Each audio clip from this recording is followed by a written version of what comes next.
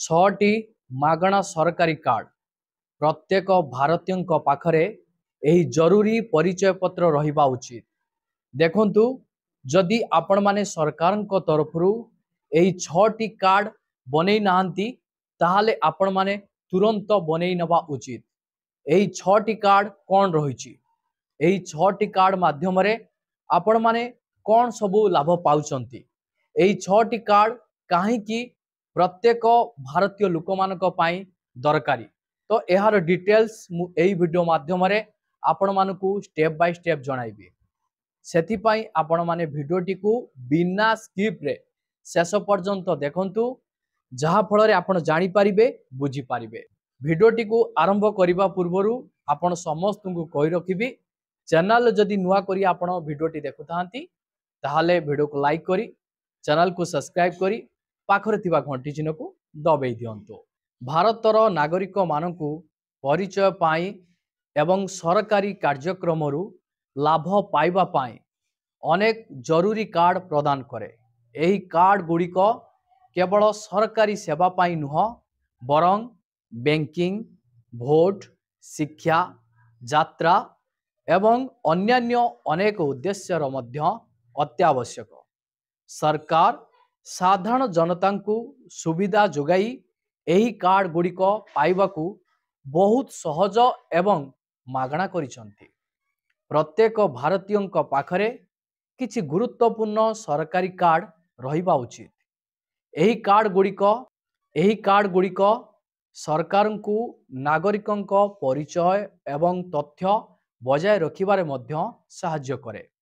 आज आमे एही वीडियो रे आपण मानकू 6टी जरूरी सरकारी परिचय विषय रे जणाइबो, जहाकू प्रत्येक भारतीय मागणा रे पाई पारिबे एवं परिचय प्रमाण भावरे एवं अनेक आर्थिक एवं सामाजिक सेवा पाई आवश्यक हेबो।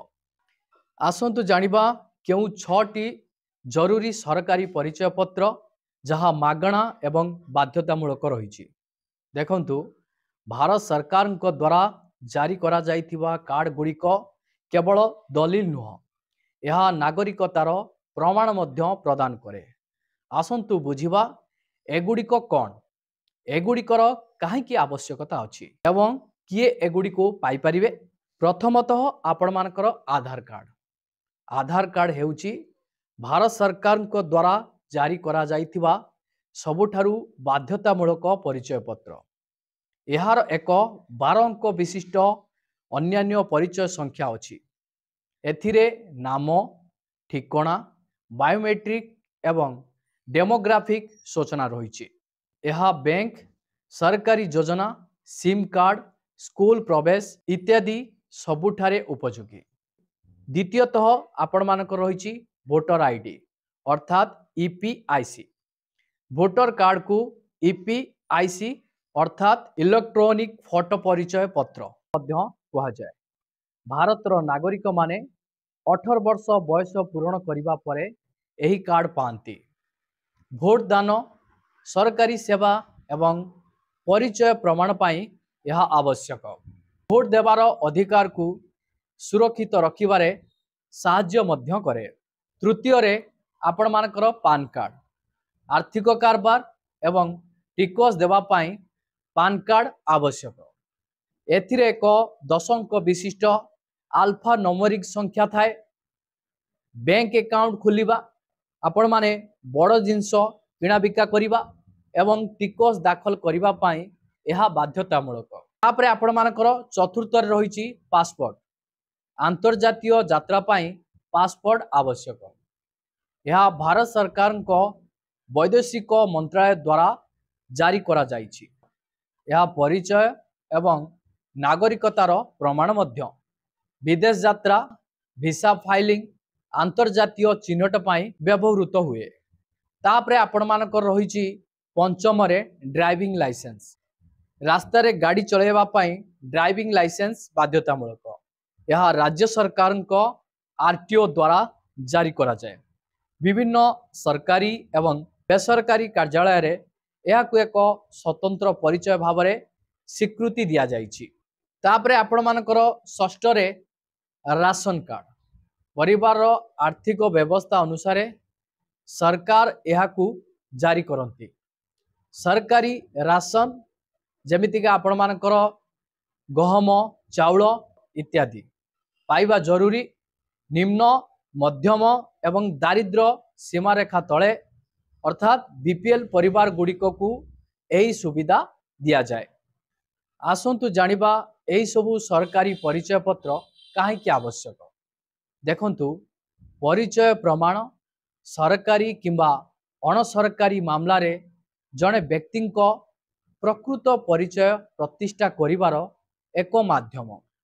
सरकारी योजनार लाभ योजनार सीधा सड़क लाभ जेपरिकी पेंशन राशन छात्रवृत्ति उपलब्ध बैंक एवं आर्थिक कारबार यही कार्ड माध्यम एकाउंट खोलिबा ऋण नेबा टिकस देबा सबु किछि संभव।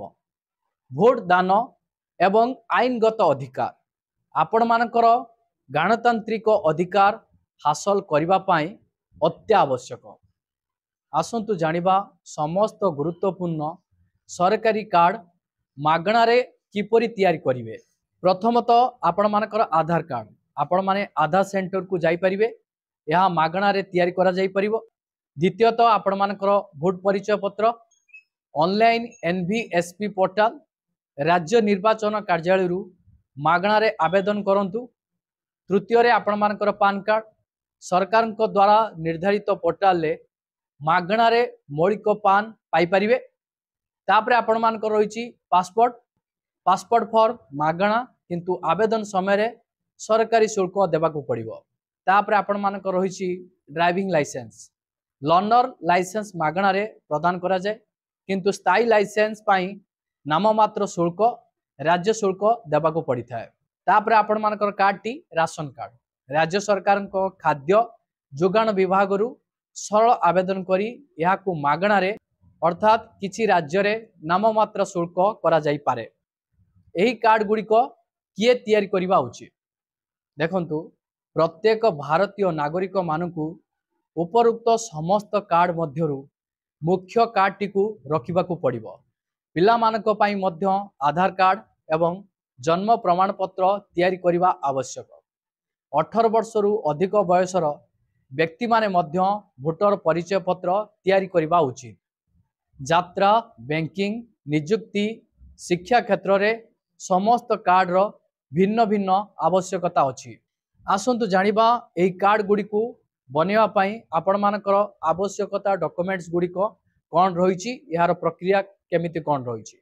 जन्म प्रमाण पत्र पई पौरपालिका उपजिलापालक कार्यालय रे आवेदन आपण माने करि परिबे। राशन कार्ड पाई परिवार रो मुख्यंक फोटो एवं परिचय ठिकाणार प्रमाण पत्र संलग्न करबाकू पड़िबो। पासपोर्ट पाई जन्म प्रमाण पत्र परिचय पत्र एवं ठिकाना प्रमाण पत्र आवश्यक। ड्राइविंग लाइसेंस पाई बयस परिचय एवं स्वास्थ्य संबंधी डॉक्यूमेंट आवश्यक। जेकोसी परिचय पत्र पाई केवल सरकारी पोर्टाल किंबा कार्यालय माध्यम रे आवेदन करंतु। दलाल किंबा अनावश्यक लोकंकु केबे भी टंका दियंतु नाही। आधार भोटर परिचय पत्र राशन कार्ड भली डॉक्यूमेंट गुड़िक सहजरे मागणा रे तैयारी करा जाई पारिबो। आपण माने केउ सरकारी साइट रु आवेदन करिबा उचित जहार लिंक गुड़िक आपणक मोबाइल स्क्रीन ले शो करे देइछि। आपण माने से लिंक गुड़िक को परिदर्शन करी आवेदन करि पारिबे कार्ड गुड़िक को प्राप्त करि पारिबे।